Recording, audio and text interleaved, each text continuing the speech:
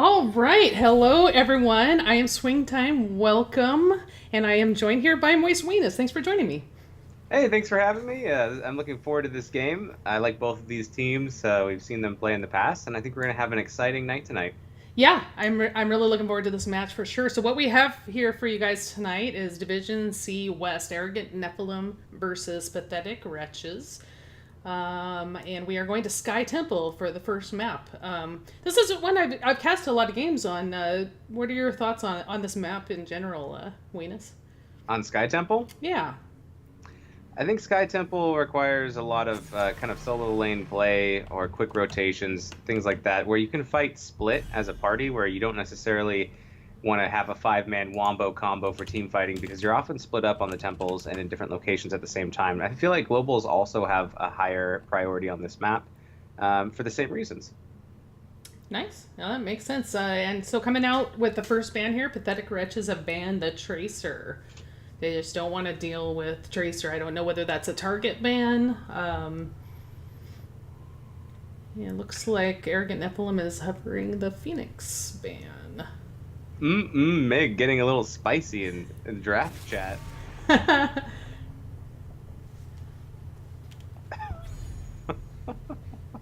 That's great. So we do see a ban from Arrogant Nephilims on the Phoenix, which is not super surprising. I still feel that Phoenix is very strong here and first ban worthy. Yeah, definitely. I know Phoenix got some nerfs, but every time I see him, I feel like he's still putting out really strong numbers. I do love when they put out really strong Yes, I know. numbers. You didn't let me finish. And we've got a first pick of Hanzo here on the side of Pathetic Wretches. Hanzo getting some new haircuts. They're Nice. picking the portrait or the skin that they like the best. I see. Ooh, Garrosh Malfurion being picked up from Arrogant Nephilim. And of course, that's a great combination together too. Yeah, it's like you're going to target practice. I'm gonna throw these roots on the ground, see if you can throw them into it, or vice versa, rain Yeah. toss. Yeah, if Garrosh and Malfurion are able to coordinate together and get those throws into the Malfurion roots, that could be really devastating for anybody caught. Yeah, it just creates a lot of areas that are not safe to be in because you're in range of Garrosh with the potential of throwing you back behind his wall or into the rest of his team, and then you also have to be careful about Malfurion with all of his displacement of his roots. So Yeah. I like it when you make the other team you restrict where they can go and where they can't. All right. Pathetic Wretches are going to respawn with a pink Sonya and a pink Stukov. Nice color coordination there. I think Hanzo's going pink too. Is that? It's I hard think to- that's a hard to thing. tell. I think it's a thing. I like it. I like it a lot. Pathetic Wretches going pink. I like it. All right. So we've got more bands coming out here. Arrogant Nephilims thinking about banning the Diablo.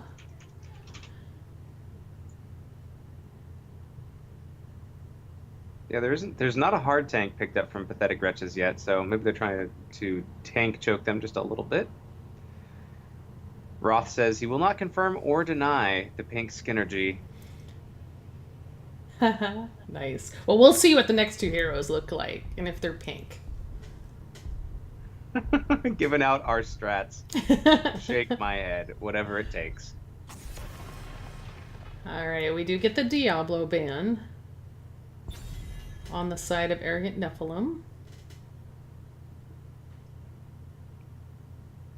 Second ban for Pathetic Wretches coming out in the next 50 seconds or less.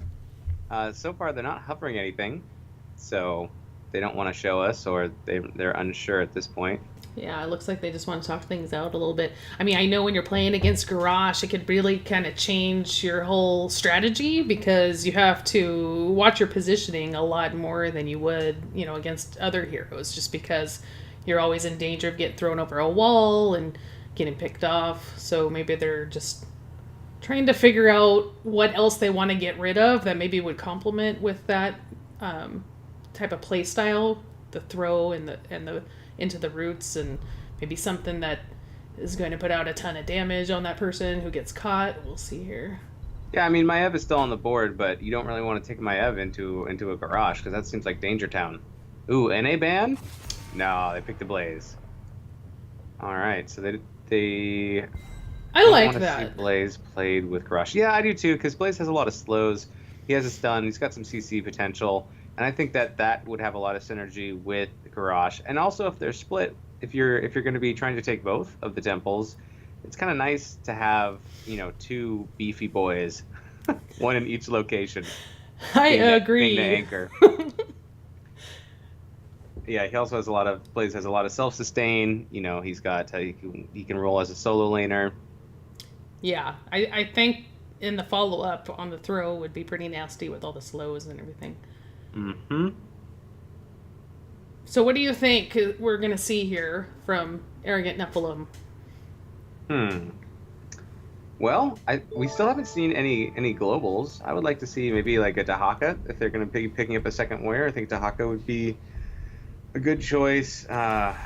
Varian and KT. I do like KT. Varian I think is okay as well. Yeah. Varian a lot stronger now that he's able to basically pick up his ult at level 4, of course. Yeah, and which ult do you think he's going to take, or what skill set do you think he's going to take at level 4? Well, typically these days it seems like whenever somebody picks Varian, they're picking him specifically for the taunt. But usually I would see that picked against, some kind of dive hero or something like a Phoenix. So, I mean, I guess it's possible we could see a different build depending on what Pathetic Wretches picks up here for their last 2 picks. Yeah, I mean, the hate is still real for Twin Blades Varian.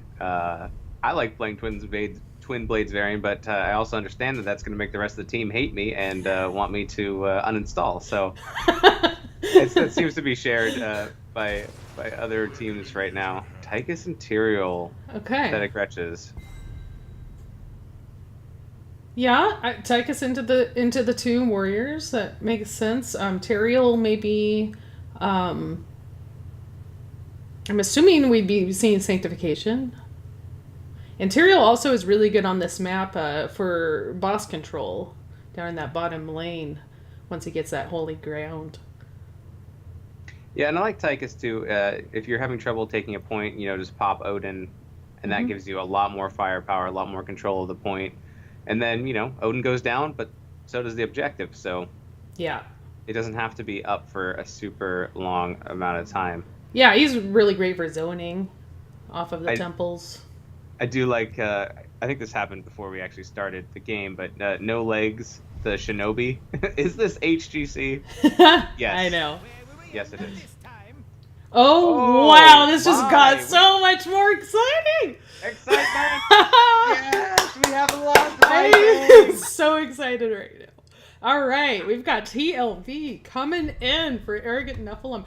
And that's where you want to pick it, too, with the last pick when you feel like, the opposing team doesn't have a lot to counter you. Wow, this is going to be fun. Excellent. Yeah, we don't get to see TLV played very much, but this is, I guess you could say this is a good map for it because it is a 3-lane spread map, and there's objective spawning, sometimes at the top and the bottom at the same time. Yep. Yeah, I think this is good. Which draft are you liking? I like both. I think I do like Arrogant Nephalem just a little bit more because of their point control. Mm-hmm. As far as having like a little beefier warriors that take a little less damage, but I think both drafts are very good, and I think they're very close. Right. Yeah, I agree. This is exciting. I can't wait to see TLV. So let's go ahead and introduce the teams. I'm going to cheat because I don't want to get any names wrong. We've got Trade playing Malfurion. We've got Tequilidin on Varian, and this, of course, is for Arrogant Nephalem, the blue team. TLV is being played by Kime, and Mig is on the KT, and Garage played by Segatai. Excellent. And on the side of Pathetic Wretches, we have Roth on Hanzo, we have Captain Snail on Stukov, we have Slintos on Tychus, and we have Johio on Sonya, and chat is covering Tyrael's name. Oh no! Go away, chat. Percival on Tyrael.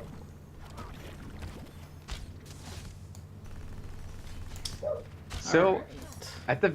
we see at the very beginning, Arrogant Nephalem are doing a bush party in bottom, trying to catch this Tychus who's going down to the bottom lane, and they do catch him, and they blow him up. Wow. Nice combination there between KT and the roots, and yeah, that was great. First kill going over to Arrogant Nephalem. Sonya's in the top lane fighting with a Viking's in the middle lane, and we have a Viking in the bottom lane just soaking as much XP as possible, and that's the Viking's job, really. Yeah, we saw a throw there on Hanzo. He was able to escape, but that's going to be great if Garrosh is able to get back onto those switchy targets, get past the tanks, so we'll see how that goes the rest of the game. Yeah, so we see 5 players mid, but that's just one of the Vikings because the Vikings are all split into the other lanes. So they're going to rotate as 4. Arrogant Nephalem are going to rotate as 4 to try to get picks because they have the Vikings. Ooh, so we got a throw on Tychus, a beautiful follow-up route, but Slintos is going to barely escape on the Tychus. Yeah, escaping with 250 health, so that was pretty close. That was a close one. In the top lane,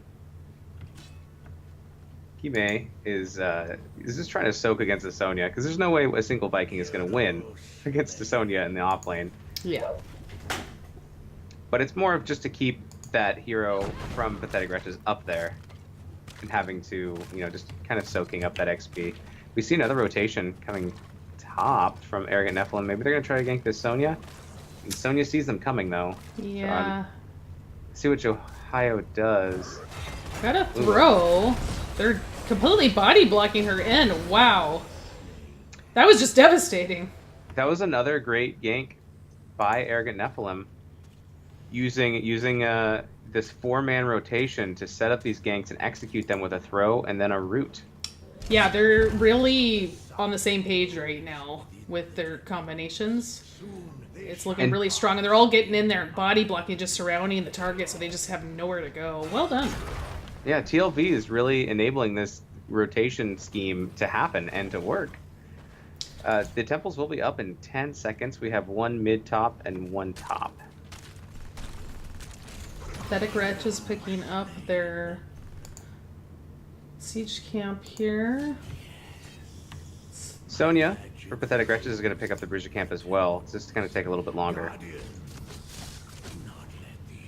See a half-level advantage going to Arrogant Nephalem over Pathetic Wretches, so we'll see if that continues. And they go ahead and jump on the middle shrine first. I'm surprised they're not sending that top Viking just up onto the top temple just to get a couple shots, I think one of the complexities of playing that hero is trying to move multiple Vikings agreed. around at the same time, and it looks like the mid Viking is getting the most play. We got a throw again. This time it backfires a little bit, though. The Tyrael is able to get the kill onto Garrosh. Arrogant Nephalem do get about a little over half of that mid temple, but Sonya is on the top temple, and so they're getting, you're getting both towers at the same time. I also just wanted to mention real quick, so Hanzo did go Redemption at level 1. I don't see anything. Vikings went Bribe. I don't see anything too out of the ordinary here. Mana addict for KT, so he's not doing the stacks. Sonya hops off the top temple just to come back in with the rest of the team. Roth's taking a lot of damage. Good job escaping there, Roth. He was taking a ton of damage. And they do get the counter kill onto Garrosh. Garrosh, hard to kill, not impossible. Right. Pathetic Wretches is doing a good job of staying on the shrine and getting these shots. Yeah, Hanzo's putting out a lot of damage so far, and we'll probably see that increase.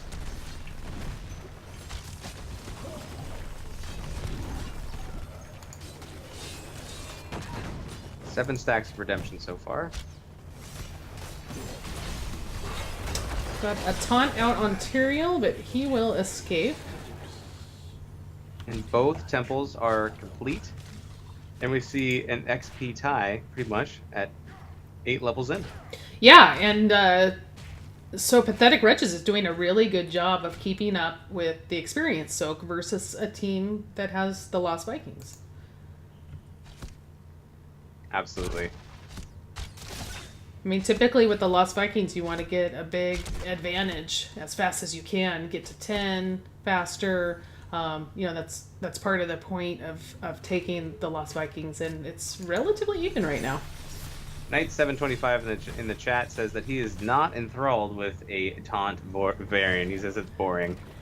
Fair enough. I know everybody likes to hear except me. I'm like the only person in the world that hates that sound, I think. Yeah, I think you have nightmares about that. I do, definitely. In the middle of the night, you wake up and you yourself are making that sound. Yeah, I wake up like in a cold sweat. Pathetic Wretches are taking a siege camp, but we do see an invade coming from Arrogant Nephalem, and they do steal it. That was a great invade and steal. Hanzo in the top lane is going to go ahead and clean up the Merc camp, pushing on the front wall there. Tequila is going to go ahead and start their own siege camp for Arrogant Nephalem. They're going to snatch that up pretty quick. We do have temples activating in 25 seconds. It's just going to be single one in the bottom lane. Segai Tai is just kind of checking out, make sure no one is getting on this boss, but also, scouting for his team. Kime escaping with that Viking in the top lane. Hanzo almost got him. We see a rotation on the Tyrael, who's trying to run and is getting chased down. Speed boost away, though, so I don't know if they'll catch. But Garrosh comes around the backside, maybe for a throw, and then we have a throw into Roots. Oh, but we got Sanctification popped, and they're able to kill a Viking. Let's see what else they can get here. Garrosh goes down again. Wow. That was a beautiful Sanctification by Percival. And the Dragon's Arrow from Hanzo. Stukov picked up Massive Shove. Tychus picked up Odin. We have Sanctification from Tyrael, Leap from Sonya. Then on the side of Arrogant Nephalem, for their ultimates, we have Twilight Dream from Malfurion, we have Shield Wall from Varian, we have Play Again from Lost Vikings, Phoenix from KT, and Warlord's Challenge from Garrosh. Any surprises there for you, or is that pretty much what you would be expecting for the ult choices? I love to see the Viking ship for the Lost Vikings, but just seeing the Lost Vikings at all is quite the treat. For sure. So we've got Pathetic Wretches picking up this whole bottom temple, pretty much. Yeah, so far no structures have gone down. Arrogant Nephalem, their top fort is pretty low. We've got Arrogant Nephalem pushing in on that middle fort, but it looks like they're going to go ahead and back up now that Pathetic Wretches has come up to defend. See a very even game so far. Both at level 12 with about the same experience. 3 kills on both sides. I think that Arrogant Nephalem would have liked to be higher in this XP race because of the Vikings. Yeah, definitely. 100% I agree with you there. But they're definitely not behind. Is Pathetic Wretches looking at a boss here? They are looking at it, and we do see Vision top. They've started the boss. They see almost all of Arrogant Nephalem up in the top lane, so they know they're safe to go ahead and start this boss. And it looks like they're going to get it with no problem. Wow. That's definitely going to help them push. That pushing on Arrogant Nephalem's bottom tower, that's where the boss is going to go. And that tower is almost down anyways, that fort there. So it should fall rather quickly to this boss, and then the boss is just going to start marching up into the keep lane. Yeah. So we do see a response from Arrogant Nephalem. They want to try to get this boss down before it does any real severe damage. Yeah, and now is a good time to get that cleaned up. There aren't any temples out, so just get rid of it. Try to limit your keep wall damage here as much as you can. So we see a siege camp invade by Pathetic Wretches. Segatai is all alone here, kind of. He does a defensive throw. Does look like he's going to be able to back out safely. Yeah, he does survive and gets away. Meanwhile, Sonya takes the top fort. So we've got 2 temples activating here. We've got bottom and mid temples. Let's see how the team's set up for these. All right. Sonya claiming the vision top. And then transitioning down just to go ahead and start this first temple in the mid. Bottom hasn't been claimed yet, but we do see Arrogant Nephalem targeting it and taking it now. Cavalitrest in chat is disappointed that KT didn't go full meme and go pyro.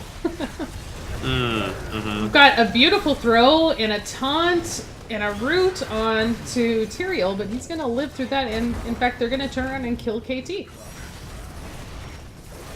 And the fight is still going on. It might not be the end of it. Garrosh is running. Yep, and we did lose a Viking to Sonya. So, on the top Pathetic Wretches will now take over that bottom temple, and they actually have Sonya channeling the middle temple as well. So, good job by them picking up the objectives there. We've got a Viking pushing in with a Merc Camp, trying to get some pressure on the top fort. Sonya's up there quickly to defend that. Yeah, so there's some damage on these 3 forts for Pathetic Wretches, but they're in pretty good shape. And all 3 of the frontline forts for Arrogant Nephalem at this point are now down. Hanzo is pumping out a ton of hero damage. He's at 23k. The next highest is 15 from Tychus, but none of these kind of numbers coming in hero damage from Arrogant Nephalem. Sonya leaps in and right onto the KT, and they are able to take out KT. Pathetic Wretches very low. Really moving to chase in on this fight here. Garrosh is just too low to really get up on the front line. Tries to throw the Sonya away just to help his team escape. Oh, and that pink little Viking does make it out. And by the way, I love the pink hearts, the mounts. They're just beautiful. Yeah, the mount synergy as well for Pathetic Wretches is pretty sweet. We could have a big fight coming up over this bruiser camp here on the side of Arrogant Nephalem. But it does look like Pathetic Wretches decides that's a little too risky, and they go ahead and back out. Yeah, Pathetic Wretches are going to go ahead and pick up their bruiser camp as well. They're going to skip out on the invade. And they've gotten almost about a level advantage. Which has probably come from these 3, these 3 forts. See a bottom rotation from Pathetic Wretches. We've got an invade here. Camp. They're going to blow up the little Viking there. Out comes Phoenix. Here comes Odin. A lot of ults going out here from both sides. And Arrogant Nephalem is just going to try to back up. They see all these ults are popped, and they don't want anything to do with it. They're just going to wait it out. They already lost the siege camp that was taken by Pathetic Wretches. They that was a nice route by Trabe, by the way, there to help his team disengage. And it looks like both temples are going to be picked up by Pathetic Wretches at the start. Sonya in the top temple, the rest of the 4-man in the middle. Yeah, so again, we're seeing Pathetic Wretches really bully these temples. Once again, Sonya gets a couple shots off of the temple and then decides to back out before the rest of the team from Arrogant Nephalem shows up and then rejoin as a 5-man later. But she swaps down to the middle one and decides to let the 4-man go up there and contest it. So Arrogant Nephalem is going to go ahead and move in on the top temple here to get some shots, but it looks like we're going to have another 4v4 fight breaking out here. Taunt on Tychus. Here's Phoenix coming out. Silence on Tyrael. Tychus does go down. Blown up, yeah. 3-man stun from Garrosh. Very nice. Stuke up on the back line, trying to back up. Sanctification. So no deaths there except for Tychus. So with that, Arrogant Nephalem is able to move in on this top temple, get the remaining shots, which will get them that middle fort. Yeah, when you lose one of your, one of your 5-man, it's time to get out, and they do, and they escape, and they live to fight another day, and to fight on this boss. Yeah, so look what pathetic is. Wretches once again. They immediately just leave and come down to the boss. They've got so much shred, and they just take that again, really, before Arrogant Nephilim can react. And in that last battle over the temples, pathetic Wretches, they do take down the mid keep, so they are up a keep at this point.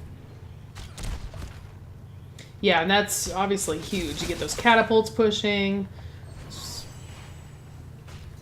And Might be seeing a camp engage steal here. And they do time take moving it. up, but backs out. So Arrogant Nephilim is going to go ahead and just defend this boss, try to save their keep, see if they can do it. I think this keep is going to go down as well. Yes, looks like that is going to be the case. Here comes Odin. Looks like Pathetic Wretches is ready to go in. They've got 20.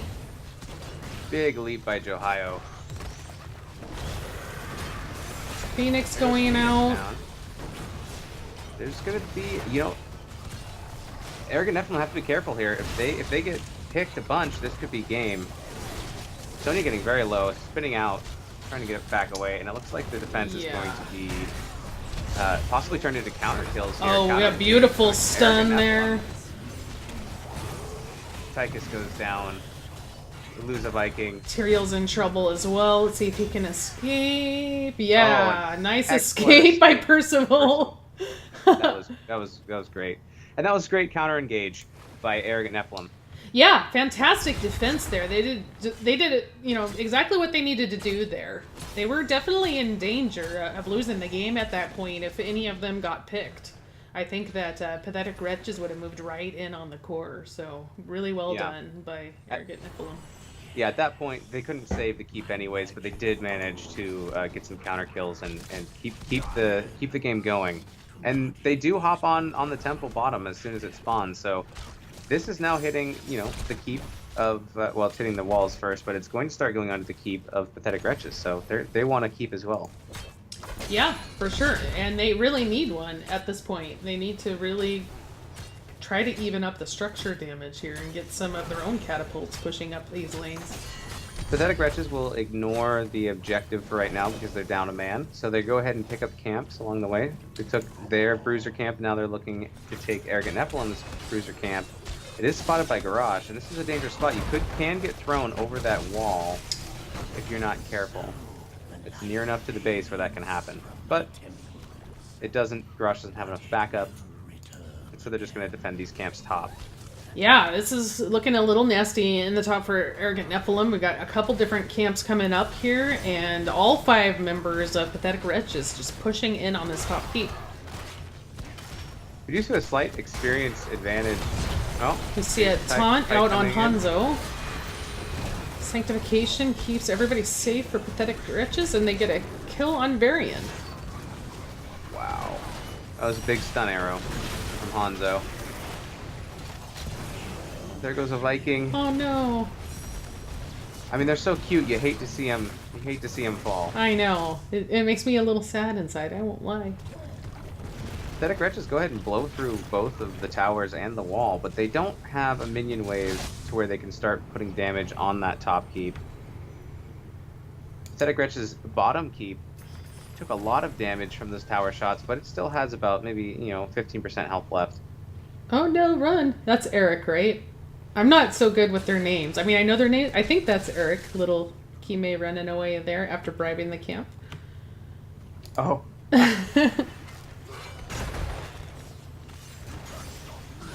All right, Tyrael gets thrown in, taunted, and rooted. But he will escape. KT sets everyone on fire. Sonya got particularly low, but she will live to fight another day. Yeah, there's a lot of members from Pathetic Wretches who are in melee range or in that medium ranged area, and if that burn from KT will spread, it will do a lot of damage. For sure. You can see KT is doing quite a bit of hero damage, but Hanzo's really pumping out the damage on the side of Pathetic Wretches. Definitely, this game could definitely go either way still, for sure. Both temples are up, but for right now, Arrogant Nephalem, they are controlling both, using the Vikings to control the top tower. Pathetic Wretches are taking a lot of shots to their keeps. Really nice stun. Beautiful root on 3. Odin is popped. Got taunts going out. Silence is going out. And Sanctification, again, keeping Pathetic Wretches alive. KT does get taken down. Stukov very low in the back. Throwing down some silence. Looks like Got we're going to lose. stasis by Malfurion, I think. Yep, he's going down. You know, it's amazing. The amount of CC coming out from the side of Arrogant Nephalem is really impressive. But they're not quite having the damage to get the kills, and things like Sanctification are keeping Pathetic Wretches healthy and able to continue fighting, and they just kind of, it seems like they're kind of wearing down Arrogant Nephalem a little bit in these team fights. But here we go again on the boss for Pathetic Wretches. Yeah, Pathetic Wretches, this is going to be the third boss claim, I believe, this game. And this is going to be marching right on core. Yeah, this is a very serious situation here. They are looking to end with this boss. Yeah, we're going to have to see a huge defense from Arrogant Nephalem to defend against a boss, a siege camp, and the 5-member team from Pathetic Wretches. So let's see what they can do. They're missing their healer for another 7 seconds. They're just going to try to poke and delay as much as they can. They can't really full engage quite yet, but they need to start damaging this boss. This is a late game boss. It's going to do so much damage on that core. Alright, so we see the teams engage here. Varian getting very low, having to back out, does get taken down. Phoenix is out. A lot of spread damage. Taunts going out. Really nice taunts coming out from Sigatai on the garage. And this is it. They do it. Pathetic Wretches take game 1. Wow. That was fun. It was. That was a great game. Knight 725 says, "I wish KT took infinite bomb. They're bouncing like crazy." There was a lot of spread burn damage from KT. For sure. I do have the stats pulled up here. Let's take a look. So, tons of healing coming out from Trabe on Malfurion. And his roots really seemed on point all game long. In fact, the CC and the combos being thrown out by Arrogant Nephalem looked really coordinated and really strong. Yeah, the gank potential at the beginning of the game for Arrogant Nephalem was really strong. They were able to soak all 3 lanes. They sent their 4-man as a gank squad, and they did get successful ganks at least twice at the very beginning. I feel like they didn't quite get the experience lead they were looking for to hit 10 first by having the Lost Vikings. The Lost Vikings did help them split onto a couple of the temples. Mm-hmm.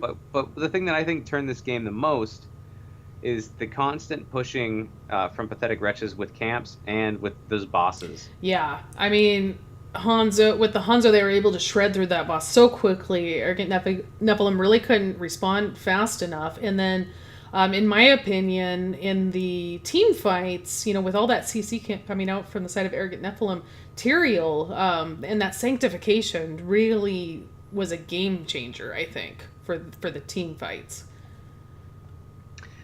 Yeah. Yep. Like you said, there was a lot of CC coming out from Arrogant Nephalem. I feel like that there wasn't quite enough follow-up with that CC.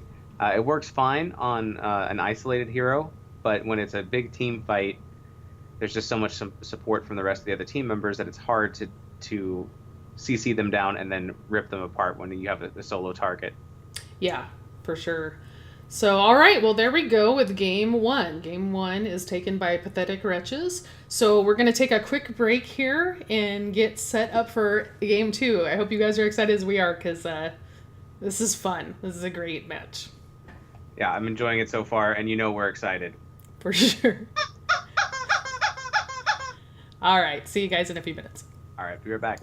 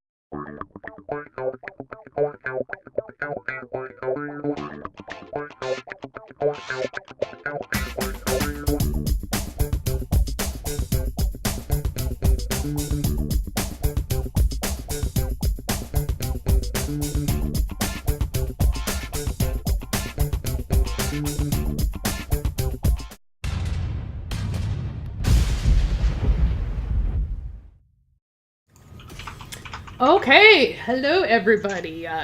Swingtime and Moist Weenus are back with you for game 2 between Arrogant Nephalem and Pathetic Wretches. This time we're going to Infernal Shrines.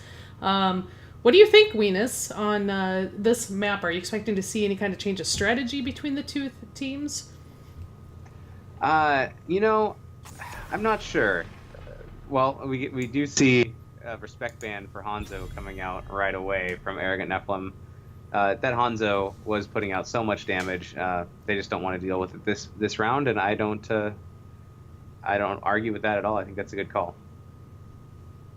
As far as the map goes, though, I kind of feel like there's two different ways that you can play it. That you can play this map many ways, but I feel like you're either going to concentrate on AoE heroes that do a lot of damage to the minions so that you can get the shrine, or possibly going a full team fight build, because both teams are going to be grouped up on the objective and trying to get picks from the other team and then be able to take the shrine at your own leisure. Yep. Yeah, definitely.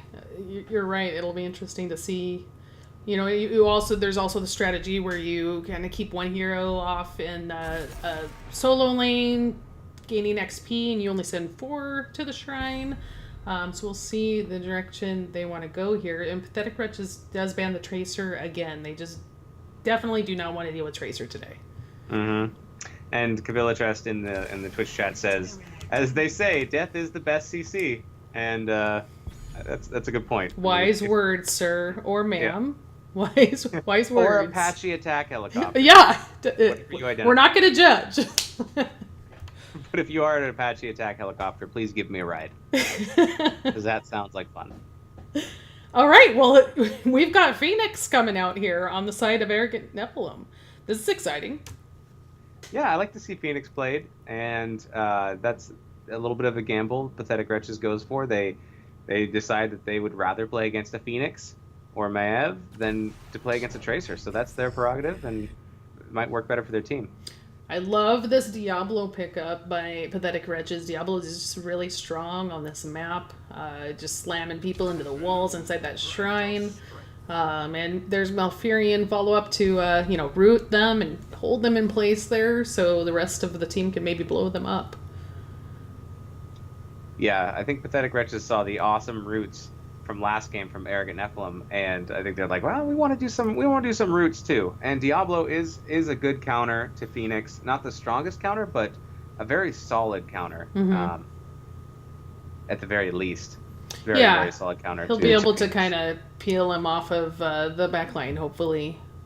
Yeah, you have charge, which will interrupt any kind of, it'll close the distance and it'll interrupt if he's trying to use teleport, and then also, throwing him, tossing him, will also interrupt that too. So it's got two moves to try to keep Phoenix there and keep Phoenix from leaving. All right, let's see what Arrogant Nephalem does. They're taking their full time here. Sonya. Mm-hmm. And Ragnaros. Ooh. This is a good combo so far. Yeah, well, Sonya is fantastic on Infernal Shrines. I mean, she can just take a shrine practically all by herself, just spinning and healing and taking out all the little shrine monkeys, while the rest of her team, is holding off Pathetic Wretches. So I think Sonya is a great pick here. Ragnaros also can be excellent. He could pop that Molten Core and pick up, fight on the shrine, rain down fire on everyone and stuns and help his team. So that'll be interesting. Yeah, and I also like Ragnaros because what you can do is you can go ahead and have a camp push in one lane, go to the objective, lava wave the off lane, and then that camp gets a lot more value and a lot more push, and it's on the other side of the map from where the objective is. It allows for some really good split pushing potential, and the siege damage that comes out from that lava wave is just huge. Yep. So we have a Stukov ban coming out on the side of Pathetic Wretches. I think that's a good ban, especially on shrines. You don't want that big silent circle in the middle of the shrine. Yeah, there's two things left that Arrogant Nephalem have to pick up, and it is a tank and a healer. So I would think, anyways. I mean, sometimes people go with Sonya and they're like, that's good enough, right? But you never know. You never know what you're going to see. It doesn't always have to be the cookie cutter comp, but I'm fairly certain we will see a hard tank and a healer support come out. And Arrogant Nephalem does go ahead and ban Tychus. So it seems like they've kind of picked the two heroes that really gave them the most trouble in the last game, and they're just taking them off the board right off the bat here. Yeah, they don't want to. They either want to play it themselves to take it away from the other team, or just straight up ban it. Ross says, "Y'all are our favorite team so far, by the way." Heart from Captain Snail. Johio, as a Sonya player, I agree. That's just a perfect example of the camaraderie and that we have here in NGS. If anybody is looking to join a league, no matter what skill level your team is, NGS is just great community, very fun. You should definitely check it out. Yeah, I've had conversations with people from D, C, B, A, and Heroic, and so far they're all really nice people in all divisions, and the admins are great, so I'm really enjoying both casting and playing in NGS Season 4. For sure. Now, Pathetic Wretches just picked up Maev and Jaina. I really like this. I love the Jaina with the Diablo. It's a great combination with Ring and Apocalypse. And then Maev is just so disruptive, with her pulls and then with the Warden's Cage. That's going to combo beautifully with the Jaina Blizzard damage. I really like the comp that Pathetic Wretches is putting together here. Yeah, and Knight725 in the chat says, not taking Stukov in that rotation over Rag is a big mistake. And Stukov does get banned. Yeah. With that opportunity, and so Arrogant Nephalem will have to pick a different healer. Lucio I feel is also pretty strong here as long as everyone's grouped up. Yeah, ETC, assuming he's gonna go Mosh. I'm looking at what interrupts they might have. I mean, we'll see. He could go stage dive, I guess, but ETC is solid.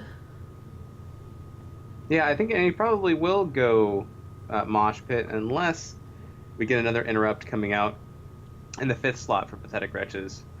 You know, APOC is, you know, a huge interrupt, but it takes a little while to activate, so that Mosh will be going the whole time until APOC goes down.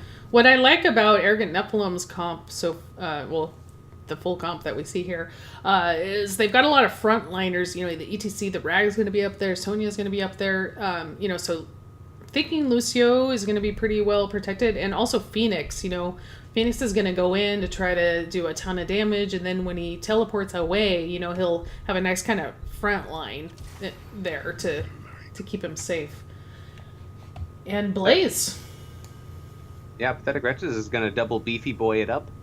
we know how much you love that. Oh, you know I love the double beef. I don't know what that means, but in this case, 2 very tanky warriors. I think they're going to go for more of sustained fighting over the objective. We see a lot of AoE abilities coming out for Arrogant Nephalem, those heroes over there. So, and we see Maiev being able to possibly pull. I think Maiev is going to be trying to target the Phoenix and yank Phoenix away from the other team to try to get a gank, but we'll see what happens. Yeah. So which comp do you prefer?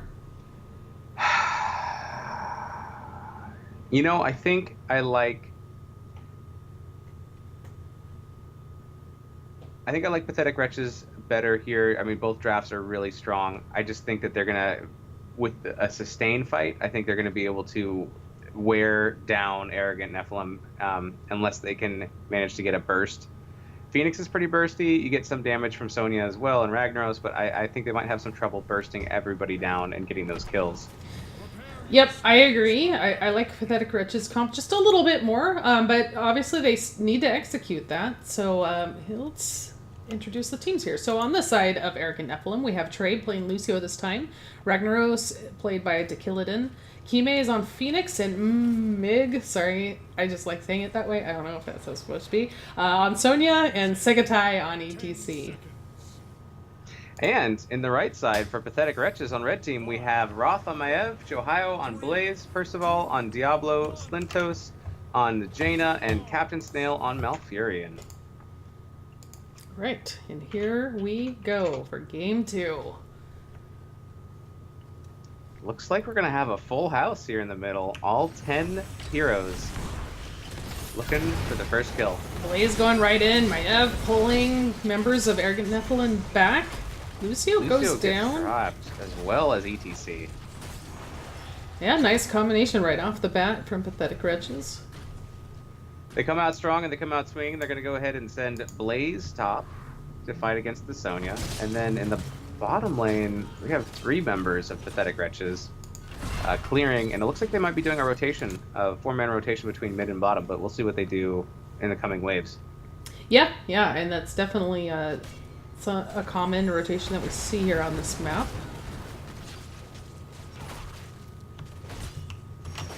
Arrogant Nephilim are doing a 1-3-1 for now, with Sonya in the top lane, Phoenix in the bottom lane, and we have Lucio, Ragnaros, and ETC in the middle. But we do see a gank possibly happening here. Oh, ETC yanked back.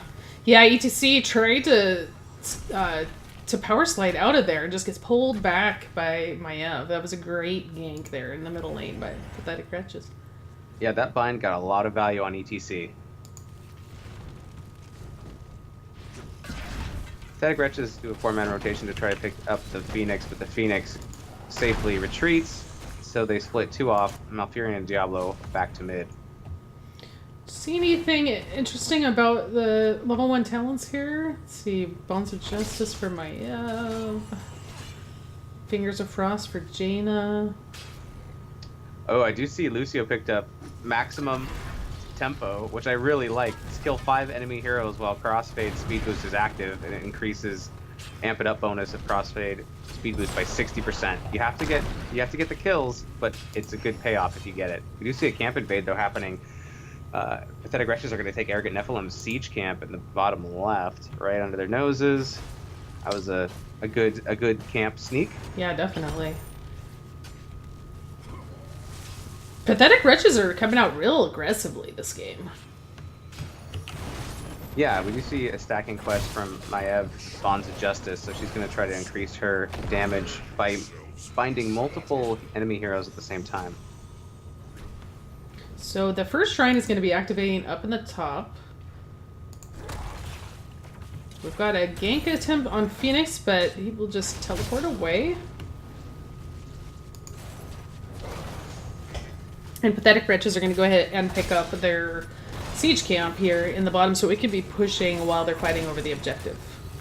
Yeah, the shrine just activated now, and Sonya jumps on it right away, and they're going to start clearing. Ooh. And this is, I believe, what their comp is for. Actually, they are going for a gank on Phoenix first. Looks like they didn't really fully commit to it, though. Now they are going to go ahead and head up to the top shrine. But Sonya's up there just spinning away, and Ragnaros, so Arrogant Nephalem has a pretty good lead here on the shrine. They have to be careful now. They're getting engaged on and getting pulled back. Lucio gets too low and does fall.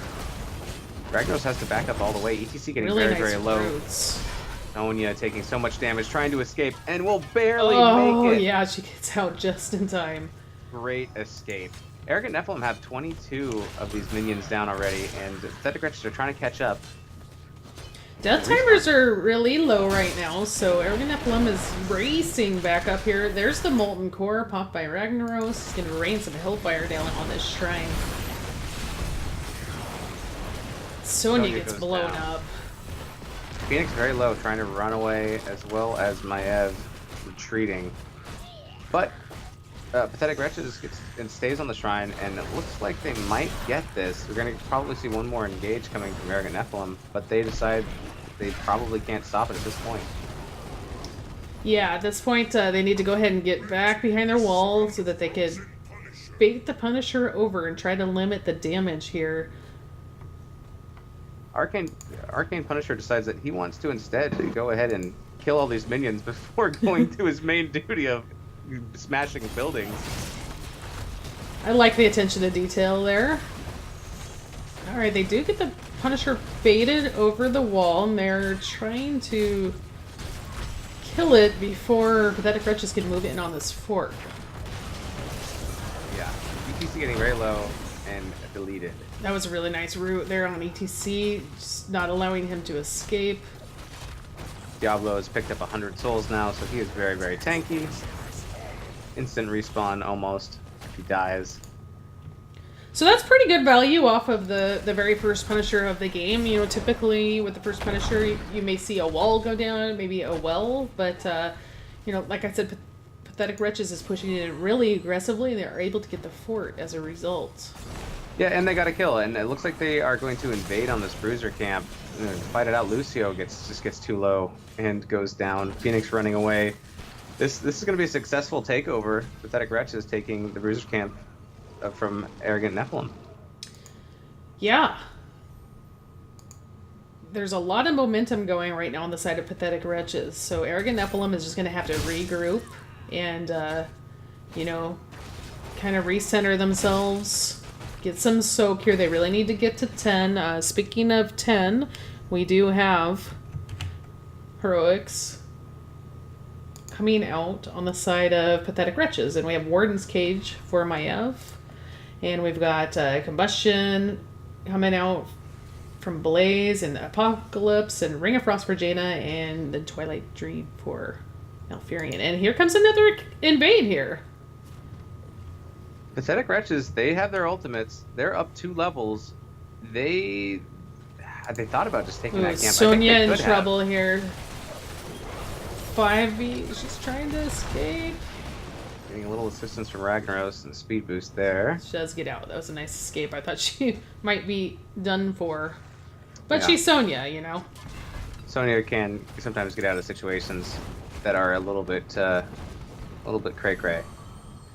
So Pathetic Wretches does go ahead and take that siege camp. They have the talent tier, they have the levels advantage. They're not afraid of taking a fight right now. In fact, they're probably looking for one. Yeah, for sure. I mean, without ultimates on the side of Arrogant Nephalem, this is a great window for them to just kind of push in pretty much at will. They are Good trying to get a find. gank on Group Sonya. combo. Does barely escape again. 49 health. Wow. And Pathetic Wretches are just going to push in on this fort too, and just probably back up as soon as Arrogant Nephalem reaches 10, which they just did. Yep, and there they go. So the talents for level 10 for Arrogant Nephalem, Lucio picks Sound Barrier, Lava Wave from Ragnaros, Phoenix picks Purification Salvo, Sonya, Wrath of the Berserker, and ETC does pick Mosh Pit. All right. Both teams move into setup here for the next shrine. In the chat, Ghost Dunk says, "Tidy John Cena." Yeah, he cleaned up all those little minions that were going on the wall. And here comes a Mosh. It catches 3. Warren's Cage is out. Big APOC. Here comes a Ragnaros wave. Doing tons of damage to Pathetic Wretches. ETC does go down, but that was a great mosh. Arrogant Nephalem are chasing Pathetic Wretches, and they do get the Maev. That was a really nice counter kill. They really needed that to... oh, wow, they get... There's a kill there on Phoenix. That's unfortunate. That is going to allow Pathetic Wretches to move in on this shrine because they have a advantage here. Yeah, Diablo doing a good job of seeing that Phoenix was low, bringing the shields down and keeping Phoenix from escaping. That was well played. It looks to me like Arrogant Nephalem is accepting that they're just going to have to go ahead and defend this. We saw players backing there to get full health and mana. It's going to be difficult for them to get back in time to contest this shrine. Yeah, they just send ETC bottom. They're like, well, let's keep on soaking. Let's not get too far behind. And they've caught up a little bit. Now they're just, you know, a little over a level behind. On same talent tier. For just a second, though, because now Pathetic Wretches does hit 13, and once again, they're up a talent tier.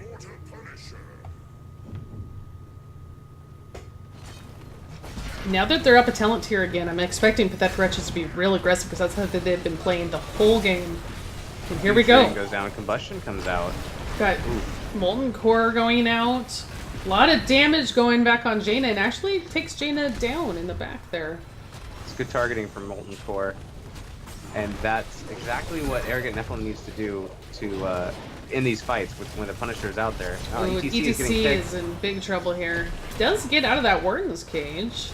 That Lucio speed helping him disengage. That was very nice. Yeah, that could have been really bad. So they take down the Punisher. They haven't lost the fort yet. Really nice defense here by Arrogant Nephalem. Yeah, they did a very nice job, Arrogant Nephalem, of getting one pick, which will slow the pushing potential of Pathetic Wretches, and it really lets them concentrate on burning down the Punisher. And Arrogant Nephalem are just, you know, about a mob's wave clear short of hitting 13 themselves. They're going to go ahead and pick up their own Bruiser Camp, as well as Pathetic Wretches. They're going to pick up theirs. We have also got Arrogant Nephalem picking up the Siege Camp down here toward the bottom. I do see a 5-man rotation from Pathetic Wretches. Maybe they're looking for picks. I'm not sure. Maybe they're just going to pick up their camp. Lava Wave going top. It's going to help. It's going to help Arrogant Nephalem have their camp push a little harder. Alright, this is a 4v5 here. Bunch of ults going out. Apocalypse. Lucio breaks it down. Sonya does go down. Fortunately, Phoenix not picking up any kills with the ults there. But it does force Pathetic Wretches to retreat, even though they're the ones who have the kill. They're going to heal up, they're going to hit the fountain, they're going to possibly re-engage, because now they have the numbers, but it looks like Blaze is going to go top and clear that camp. And now it's a 4v4. We're going to have a fight here on the bottom. Mercs, it looks like.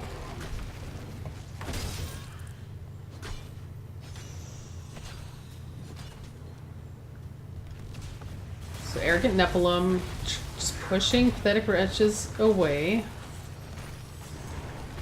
Maev looking to engage. Yeah. It is a great stun, great power slide on Maev. Unfortunately, Mosh doesn't catch anyone. The Warden's Cage was used defensively, so it's a win on the side of Arrogant Nephalem. Roth has to back. He's just too low. thinks that the rest of his team has this under control. So not a ton of value from that camp, but they did get the camp and prevented Pathetic Wretches from picking it up. After spawning at base and healing up, Roth decides to go top and push that wave back a little bit. They're looking for 16 here. Pathetic Wretches would really like to get 16 before they have to fight over this next objective, if they can. Yeah, they're that's gonna gonna be tough. Jaina's trying to pick up the siege camp, and the rest of her team doesn't really seem to want to help her all that much. All right, there they go. And we've got to invade Furion here, coming in from Arrogant Nephalem, possibly? But that route really kind of shuts that down. Yeah, that was really good zoning. Nice route by Captain Snail.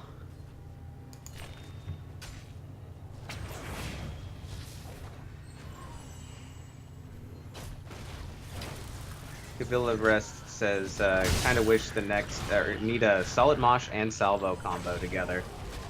Kind of wish she went cracker. Polly want a cracker. So, Arrogant Nephalem has a decision to make here. You can tell they desperately want to go in, but they know they don't have that level 16 yet. Let's see what they decide to do. Yeah, they do have the talent tier advantage. They've pretty much got this shrine cleared all the way. I don't see Arrogant Nephalem going in there to try to take that one over. So they're gonna have to put up a defense again.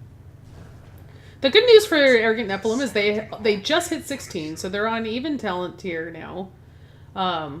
So they're just going to go ahead and defend, but I think they could fight a little more confidently now that they're on, the same talent tier. Yeah, the Arcane Punisher is a great Punisher to push with when you're looking for fix. There's just so much crap on the ground that goes out. It makes it really hard to defend, to defend the ground where the Punisher is and the enemy team is pushing with. Yep, and that Punisher's still very healthy as it approaches the bottom wall here of the keep. This bottom keep wall will most likely be completely destroyed. Whether they get a lot of damage on this keep remains to be seen, but the Punisher's dropping to about half health now, and we'll start feeding on it slowly. Yeah, that was a nice bait back by Arrogant Nephalem. Apoc comes out, Combustion, Ring. Molten Core just laying down tons of damage here. ETC getting very low. Segatai will fall. Jaina goes down as well. Sonya is really in dangerous territory here, but was trying really hard to get back on Malfurion. Was not able to get the kill there, but they did take out Jaina, so we've got a 1-for-1 trade here. Yeah, and 1-for-1 dropping the Punisher. The keep took, about maybe 20% damage, 25% damage. A decent defense, for sure. Most importantly, Arrogant Nephalem, they didn't have multiple deaths on their side, which could have led to that whole keep going down maybe more. So they put up a pretty decent defense there. For sure. Especially against the Arcane Punisher, who is hard to defend against. Yep. Looking at just the structures, though, Arrogant Nephalem really needs to pick up the next Punisher, I think. I really feel like they need to take out some of these forts and open up the map a little bit.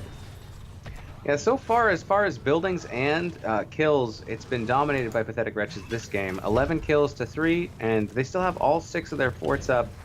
And Arrogant Nephalem have lost 2, and their one in the middle is quite low.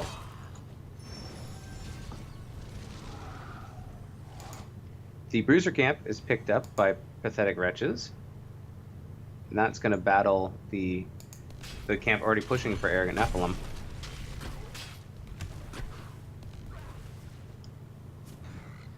Looks like Arrogant Nephalem are thinking about invading this siege camp down here. We could end up with a big fight here because here comes Pathetic Wretches. Yeah, and it's going to be, well, they're going to take the camp and try to disengage. They're going to get chased by Pathetic Wretches. Wow, Lucio's fast. Lucio's speed lets them, get a little bit of a head start out, but they're starting to catch up. Here we go with the Molten Core. Just didn't like the way Pathetic Wretches was pushing in on them there, and they're going to try to turn this fight. That was an excellent route into APOC. Molten Core doing tons of damage to my Ev in the back there. Ohio boosting away. and it looks like they're all going to get out. So that was a chase that turned into a verse chase, but no kills. I think that was a good play by To Kill It in there to go ahead and pop the Molten Core, because I think that Arrogant Nephalem was definitely in danger of getting a couple of teammates picked off there if they didn't disengage. Yeah, they retreated. I really like their playstyle. They retreated until they could get to that fort, and they could pop Rag in there and really put up a much beefier defense. I think that was a smart play. Pathetic Wretches would like to finish off this fort, but they're gonna just go ahead and back out. We've got a top shrine activating here. Yep, the shrine is ready to go whenever the teams are, and it looks like we have all 10 team members in the top ready to go in on this. A little bit of splitting happening for Arrogant Nephalem. Diablo trying to peel them apart. There goes my Evan. We got a 2-man mosh. Ring coming out. Silence. Break it down. Combustion. Jaina drops. Maev drops. Now we have a 5v3, and I think Pathetic Wretches just need to back off here. Yeah, I agree. That was a really good fight by Arrogant Nephalem to get those 2 kills. Should allow them to go ahead and pick up their... I believe that's their first Punisher. Yeah, this is exactly what Arrogant Nephalem needs and what we wanted them to do, and they've done it, and they're going to hit level 20 first. Yeah, so they've been hanging in there, you know, just defending these Punishers, and look, they're the ones who hit level 20 first, so really well done by Arrogant Nephalem. Let's see how much push they can get with this Punisher. Blaze went back to the middle to take out this fort here. Looks like Pathetic Wretches is just going to split out and get some camps, knowing, you know, that they can't really defend that Punisher. Yes, Arrogant Nephalem, they pick up the Punisher, but there's so many buildings left that they have to go through before they start getting fort damage. However, this Punisher is going to be stronger. We're almost 20 minutes in, and they're up a talent tier. If they push with and pick a fight right now, they might just do it. And we do see 3 members of Pathetic Wretches taking the bottom camp. Yeah, I'm so a Arrogant little Nephalem, surprised about this, to be honest. I really think they needed to come back and set up for this defense. Yeah, I think Arrogant Nephalem might be able to push onto this keep and just take it. Yeah, I think this keep is going down for sure. But now we've got 5v5 again. There's Warden's Cage. Here come a bunch of ults. APOC. Break it down. All the ults happening all at once. ETC falls. Yo, both going down. Very low on Phoenix. Phoenix, escaping just by a second. Sonya down, Diablo down. Ooh, that fort is still... I mean, the keep is still up, and it'll go down now. So that was a 3 for none. 3 members of Arrogant Nephalem went down, but they do get the first keep of the game. Yeah, I mean, I still kind of feel like Pathetic Wretches maybe could have backed a little earlier and might have had a chance of possibly saving that keep. I mean, who knows, right? The keep may have still fallen. We don't know for sure. Yeah, the camp that they decided that they thought was important instead of going back right away is just now making it towards the keep, but I don't think it's going to really get much value. Arrogant Nephalem are going to go ahead and pick up their Bruiser camp. Oh, we got another invade coming from Pathetic Wretches up here at the Bruiser camp. Just narrowly avoiding that gank. That was very close. And that would have been staggered deaths, and that would have been bad news for Arrogant Nephalem. So they did a good job of getting the camp and getting out. Yeah, so Jaina's going to join back up, so we have... Looks like a couple members of Pathetic Wretches are going to head up and kill off this Merc camp. Yeah, Arrogant Nephalem have created a situation where Pathetic Wretches have to respond to that camp pushing top because that keep is down. So this frees them up to clear camps of Pathetic Wretches that are already in the lanes, and also pick up their siege camp as well, and really set up for the next objective and kind of push these lanes back. Let's tidy up, do a little bit of housekeeping. Indeed, and the next shrine is going to be in the middle.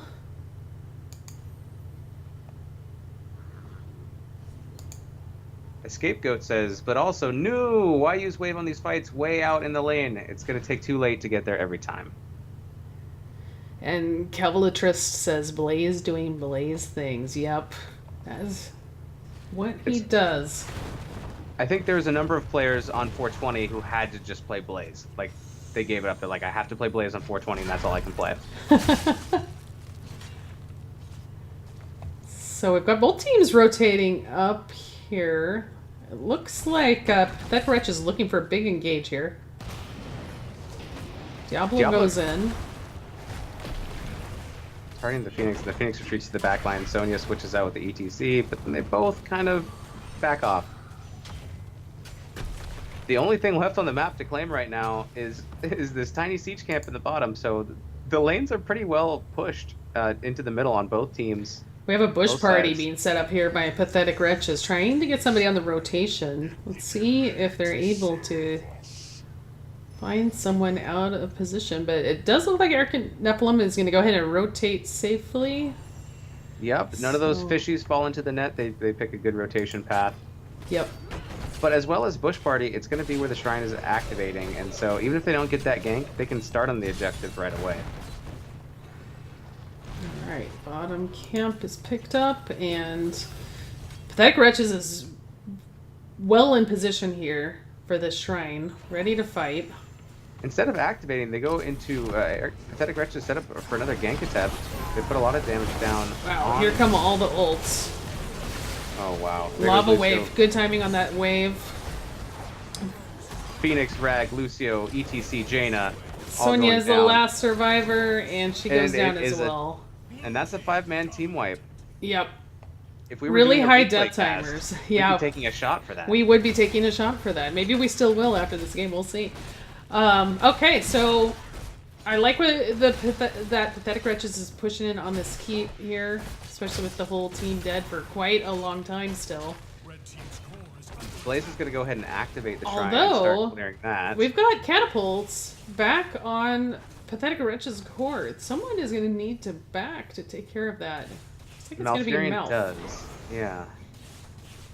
Yeah, so even though that they clearly won a 5-to-1 death fight, they still are having to defend against that lane that's pushing through because that keep was taken down. Yeah, that actually worked out. That could have been so much worse for Arrogant Nephalem there. The fact that they had gotten that upper keep earlier really kind of prevented them from losing a keep there because someone had the back, and so Pathetic Wretches, instead of pushing in and taking a keep, they decided to just kind of fall back and pick up another Punisher here. Yeah, instead of 5-man pushing, ignoring the objective, trying to get a keep of their own, they decided to go ahead and take the objective and defend. And I think that's definitely a safer call, and it may just be the best call too. So Pathetic Wretches is holding off, finishing off the shrine here, probably so their Malfurion and Jaina could get that bottom merc camp cleaned up. Yeah, Diablo has to be careful here not to get picked while doing the scouting. We'll see if Arrogant Nephalem. I mean, they only need 4, but they do have to get those 4. Yeah, and Arrogant Nephalem is pretty well entrenched here, and in goes Pathetic Wretches. Combustion. The wombo combo again. Ring. There's a Mosh catching 2. Here comes APOC. Punisher does go over to Pathetic Wretches. Sonya drops. ECC being chased. Stun from the Punisher is real danger here, but it looks like they are able to back out safely. Lava wave definitely securing that to disengage. But now they have to defend this mid keep against Punisher and 5 members of Pathetic Wretches. Yep. Oh, and Ragnaros gets interrupted from going for the Molten Core. Diablo getting very low does drop. Blaze getting low. Blaze trying to get very out. low in the back. And will go down. A nice meteor by Ragnaros there. It was the Meteor Laser combo. Now I Will just they want save this default. keep? That's the big No. question. I don't think so. Yeah, it seemed like, there's just too much pressure. And this is a late game. This is 27 minutes in. So these Punishers are quite strong at this point. Yeah. He gets to join the Beef Boy squad. Again, we've got catapults pushing in the upper lane here. So Diablo's going to go ahead and back to clean those up. Yeah, so I think we're just going to see some camps picked up here before the next objective. Arrogant Nephalem are going to go and start on their siege camp. Slintos and Captain Snail are going to pick up their bruiser camp. Ragnaros is going to clean up this middle lane a bit. Yeah, I think we have one more big fight that's going to determine how this game ends. Yeah, I have to agree with the chat. They're mentioning that it's there's so many ults getting fired off. It's kind of hard to tell exactly what's being used, and I 100% agree. We're doing the best to call those out to you, but there's a lot going on at once in these team fights for sure. Oh yeah, Ring of Frost going down with APOC, going down with Combustion all at the same time is going to be a huge wombo combo that's really hard to counter.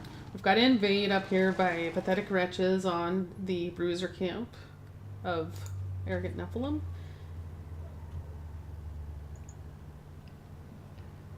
So there is a camp that's pushing for Arrogant Nephalem in the bottom lane, and it's going to start touching this keep wall. We see gank party potential for Pathetic Wretches hiding by the siege camp of Arrogant Nephalem. But Blaze is going to go back, and he's going to start cleaning up that camp, I believe. Yeah, I think he really needs to because it's going to start taking out this wall here. I mean, one of the towers is already almost down.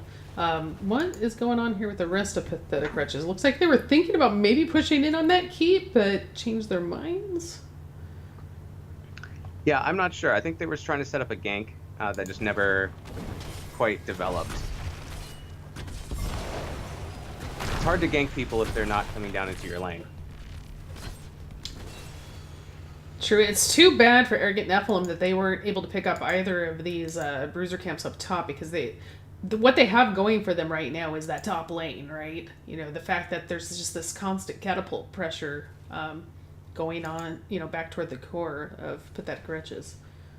Yeah, when the next objective comes up, if Arrogant Nephalem, if they can get enough defense in the mid lane, push it way back, I think that it's going to cause Pathetic Wretches to have to go back to defend top lane, unless they can do the same thing. If they can push top lane super far back. Yeah, and Pathetic Wretches knows this. It looks like they are going to go ahead and go back and take out at least one, maybe two waves here, just so they feel a little bit safer, that they have time to engage on that shrine without having to worry about their core taking damage. Yeah, Kavilitres says they have 2 lava waves, so they're not super concerned about the push as much as they could be. Got a last minute siege camp pickup here by Arrogant Nephalem, and this could be a huge fight here. This could be game. Arrogant Nephalem are going to start the camp, but it is taken over by Pathetic Wretches, and they're going to start clearing it themselves. This is quite the game. 30 minutes so far. Yeah, this is exciting. Neck and neck. Go either way. That top lane is getting a little pushed in again. We'll see what happens there. We'll keep an eye on that. And here we got an engage. Russian. There's Mosh.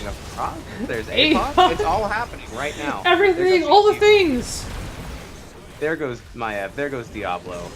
Jaina running. ETC down. Low. Ooh, I missed spear there. Jaina would have been gone as well. But nice try. Low. Oh, he gets picked as well. All right. This is huge for Arrogant Nephalem right here. This could be it. And it's an arcane Punisher. This is major. Pathetic Wretches, they need to put up the defense of their lives here. Yeah, unfortunately, the respawn timers are so long that I don't think they're really going to be up in time. I mean, we do have Jaina that can maybe do some poking. You know, if this keep goes down, I'm guessing Ragnaros is going to jump in and Molten Core there, and that's just going to be a huge mess back here by Pathetic Wretches core. Yeah, at a minimum, Arrogant Nephalem are going to get this keep, and it's almost instantly just destroyed, because this Punisher is so strong now. Let's see what kind of defense can happen, but I think this might be the end of I think two. Arrogant Nephalem, they're going all in here, and I think they've got this game. Yep, the core's at 30%, it's at 20%, it's at 15-10, and it is down. Wow. Game 2, going to Arrogant Nephalem. Well played, well played. Wow, that was amazing. That was fantastic. The game went, it was a 32-minute game, so it went a lot longer than they normally do, but Arrogant Nephalem, they held in and they came back and they got the fights that they needed to fight, and they pushed when they needed to push, and it did come down to that one team fight. Yeah. While we look at these in-game stats, which I definitely want to talk about, let me just quickly see if I could get an interview with the captain of Arrogant Nephalem. Let's see here.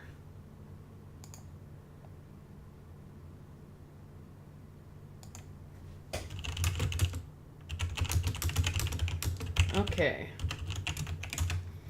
So we're going to jump in Discord here real quick and get ready for that. But while we are, what are you thinking about these numbers that you're seeing for the statistics at the end of the game, Weenus?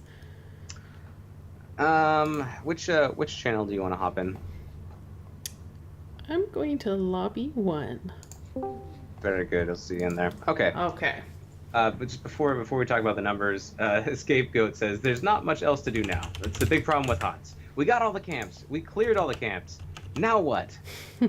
Wait for the objective.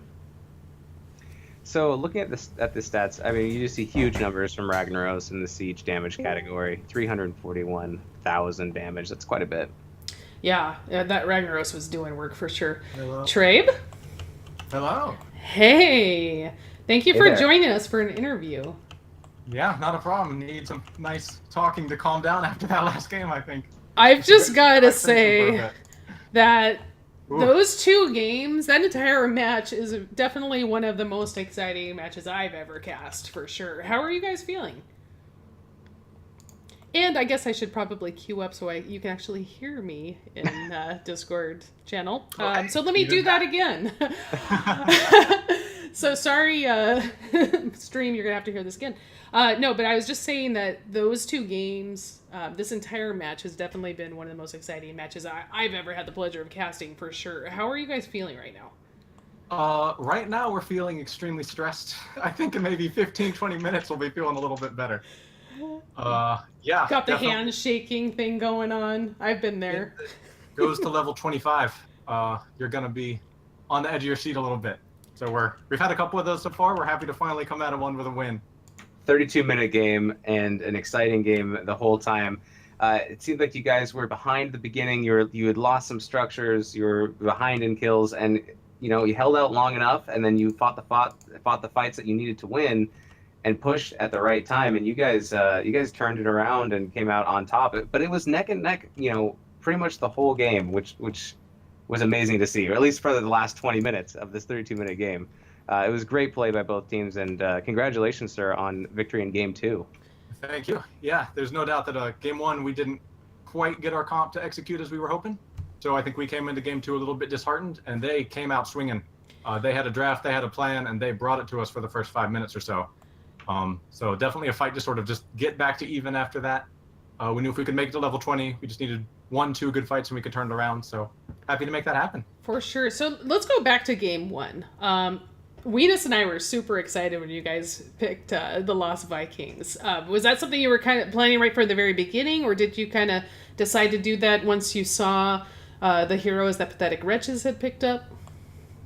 Well, we know that Kime will play Vikings any opportunity. So it's always sort of in the back of our minds, depending on the map. We just sort of picked a nice 4-man to go roam around a bit. Figured if the draft works out, we can pick it. If not, we can just grab another solo laner and make it work. We thought that their draft was going to lend to us getting a lot of picks. It didn't quite happen. They managed to get some nice escapes, get some armor, stay pretty coordinated. So some lessons to learn on our end, a little bit more of an execution barrier that we need to get to. Yeah, I also wanted to comment on Game 1 as well, because Weenus and I were talking about this. You guys, your execution on your combinations was really fantastic. The stuns that were going out, the taunts from Garage, the roots, just everything seemed to be going really well. You just couldn't quite get the kills. I kind of was thinking that it was the Tyrael sanctification that was causing some of the problems for you. Is that what you guys were feeling as well? Yeah, when we saw the Tychus into the Garrosh, we knew it was a concern, but we figured focus Tychus, flip, stun, deleted, no problem. That gets a lot trickier when Tychus is invulnerable for 3 seconds, it turns out. So, yeah, they saw what we were trying to do, and they just put a cold stop on it. pretty much once they hit 10, it felt like kind of run into a brick wall over and over again with those team fights and gank tents. Just weren't quite able to make it happen. They did a really great job with their bans game 1. When we've done that comp in practice, this is not the comp that we usually run as the 4-man. We like having that tracer, and they just took it off the table immediately in both games. Okay, so that was a target ban against you guys? Yeah, we've had some success with it in the past, both with Vikings and without. Luckily, we've got good hero pools, so we were able to adapt and still make something happen. But yeah, both of those bans, both games they were right where we were thinking to go. There was some frustration on our end for sure. Yeah, how were you guys able to regroup after that loss in game 1? Did you kind of have a little pep talk and decide to change your strategy at all? I noticed that you did come out and ban 2 of the heroes that Pathetic Wretches had played against you in game 1. What was the thought process there? Yeah, we haven't had as much of a chance to scout out Pathetic Wretches as they did against us. Their games haven't been casted as much, I don't think. So we were able to watch maybe one of theirs, but we didn't even catch the draft. So we were sort of trying to ban based on what we thought they might do, what they might plan to. It didn't seem like we were really hitting their preferred heroes. But after game 1, we kind of knew what they were hoping for, and we were able to at least get them off of their main comfort picks. I think that helped a lot. Yeah, there was no fear from any of them. Yeah, if you don't have a lot of information about what a team plays, game 1 will be a good representation of the heroes that they're going to be choosing if they're allowed to. For sure, yeah. Man, well, that game too was epic.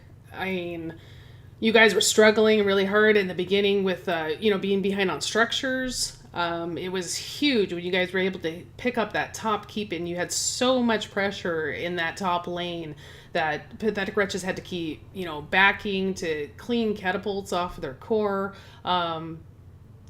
Was that kind of, once you had that, did you feel a little bit more comfortable, a little bit safer to move around the map? Yeah, absolutely. I think you saw in the first 3 minutes how often people just got Jaina, Maev blown up instantly. And so we were definitely having to play scared and play really safe at the start there. Once we were able to get to 10, get Lava Wave, sort of equalize the levels a little bit and put a little bit of pressure back on them, felt like we were able to play our game a little bit more, which we definitely weren't able to in the first half. So we just sort of knew we had to take it long, knew we had to try to get to 20, and once we got there, we were able to, get lucky and make something happen.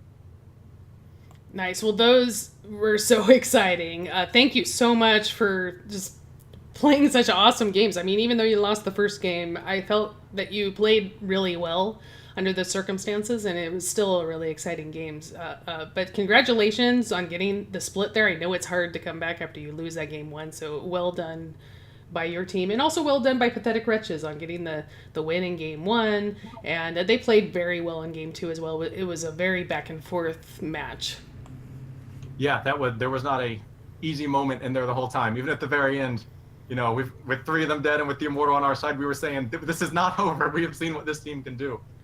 Even if it's just Jaina Malfuron, they could absolutely take something and make it happen. So they played excellently. It was really a heck of a series. I think we're going to be trying to scrim with them in the near future, maybe get some more experience, because it was an excellent game. For sure. Weenus, did you have any more questions for Trabe? No, I think I just wanted to say congratulations to both teams. And Trabe, do you have any shout-outs that you would like to say before we head out of here? Just shout-outs to the team, shout-outs to all the people who've been jumping in Twitch chat and supporting us. And big thanks to Null Pointer, who wasn't able to make it to this game tonight, but is our usual support player. He's been doing sort of pre-game scout-outs for us and supporting us behind the scenes a little bit. So just glad I was able to step into the support shoes for a game and see what it was like for a bit. Nice. Well, again, congratulations, and we definitely hope to see you again in the future. Good luck. Thank you. Thanks for casting. You bet. Thanks for such the entertaining games. Okay. So, man, I'm still just feeling so pumped from that match. It was so fun. Yeah, that was great. That was great. For sure. And Weenus, as always, I really appreciate you joining to co-cast with me. I had a blast. Oh, thanks for having me. It always makes me excited. You're doing the colors, right? I hope. Actually, we can't use those words now. We've become more socially advanced. We don't call them colors anymore. Yeah, no. Oh my goodness. All right, yes, that went somewhere. The strobe light was on, yes. Nice. And also, thank you so much for everybody who joined on my Twitch channel here. We did have quite a few viewers who were watching that match, and I hope you guys enjoyed it as much as we enjoyed casting it. And thank you for supporting me and Weenus and NGS and Arrogant Nephalem and Pathetic Wretches and Division C and just so many. I could go on and on. And my mom and puppies and flowers. Everything is just all good. I hope that you guys have an awesome rest of your Saturday night. Weenus, where can people find you? You can find me on Twitter at MoistWeenus. You can see my useless posts there, or you can check out my Twitch, which is twitch.tv/MoistWeenus. Awesome. And you guys can find me at Swingtime Gaming on Twitter and on YouTube. And then it's just Twitch TV/Swingtime here on Twitch. Thank you once again, everybody, for joining us. We'll definitely be seeing you again very soon. All right. Thanks very much for having me. Great games tonight. We'll see you soon. Bye, everybody.